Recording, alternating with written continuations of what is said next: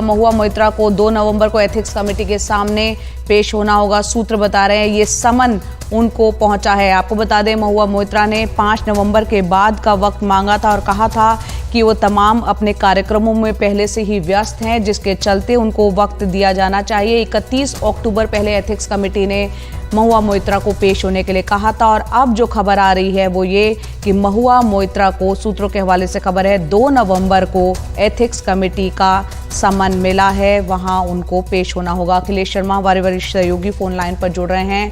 अखिलेश जी, 5 नवंबर का वक्त मांग रही थी महुआ मोइत्रा। अब ये खबर माना जाए कंफर्म है कि 2 नवंबर को उनको पेश होना होगा एथिक्स कमेटी के सामने?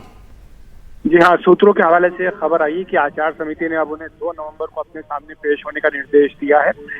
31 अक्टूबर को पहले उन्हें आने के लिए कहा गया था, लेकिन उन्होंने कहा था कि वो 4 नवंबर तक अपने संसदीय क्षेत्र में विभिन्न कार्यक्रमों में व्यस्त हैं, इस लिहाजा वो उपस्थित नहीं हो सकेंगी और उन्होंने कहा था कि वो 5 तारीख के बाद किसी भी दिन समिति के सामने आ सकती है। लेकिन समिति ने अब अपनी ओर से तय किया है कि 2 नवंबर को महुआ मोइत्रा को समिति के सामने पेश होना होगा।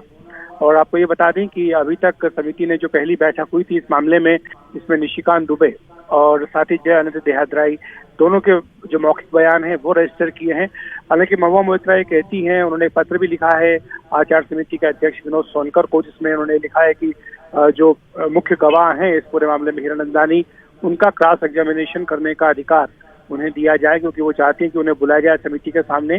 वो ये पूछना चाहती हैं कि ये जो आरोप लगाया गया है कि उन्होंने सवाल पूछने के बदले में घूस ली है, 2 करोड़ रुपए लिए है, तो वो मनी ट्रेल कहाँ है, वो पैसा कहाँ है, ये सारे सवाल वो पूछना चाहती हैं हीरानंदानी से, और इसीलिए वो कह रही हैं कि क्रॉस एग्जामिनेशन की अनुमति दी जाए।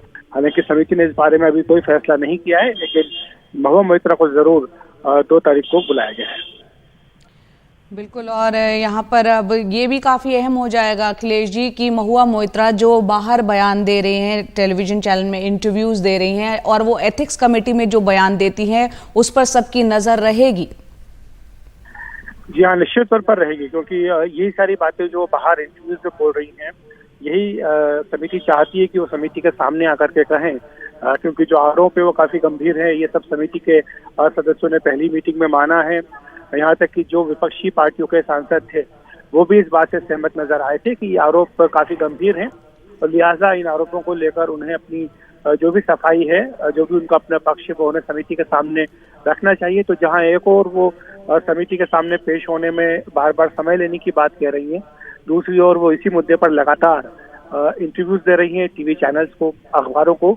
तो इसलिए समिति निश्चित तौर पर इस बारे में भी विचार करेगी, कह सकती है कि आपके पास इंटरव्यू देकर अपनी सफाई देने का वक्त तो है, लेकिन समिति के सामने आने का वक्त नहीं है। तो ये भी शायद उनके खिलाफ जा सकता है।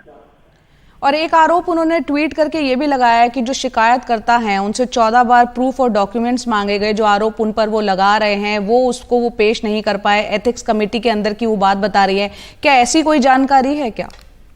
2 जो गवाह बुलाए गए थे, निशिकांत दुबे और जय अनित देहाद्राई, हमने कहा है कि उनको शुरू में नोटिस देते वक्त ही स्पष्ट कर दिया गया था कि आपको मौखिक साक्ष्य देने के लिए आना है। तो उनसे वर्बल एविडेंस के लिए उनको बुलाया गया था, ना कि उनको कोई फिजिकल एविडेंस, दूसरे एविडेंस देने के लिए बुलाया गया था।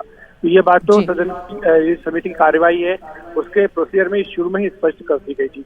तो लिहाजा ये बात कहना कि सबूत मांगे गए और सबूत नहीं दिए गए, इसमें कहीं कोई दम दिखता नहीं, क्योंकि साफ तौर पर समिति की ओर से पहले स्पष्ट कर दिया गया था कि मौखिक साक्ष्य देने के लिए इन्हें बुलाया गया है। जी, बहुत बहुत शुक्रिया अखिलेश जी इस पूरी जानकारी के लिए।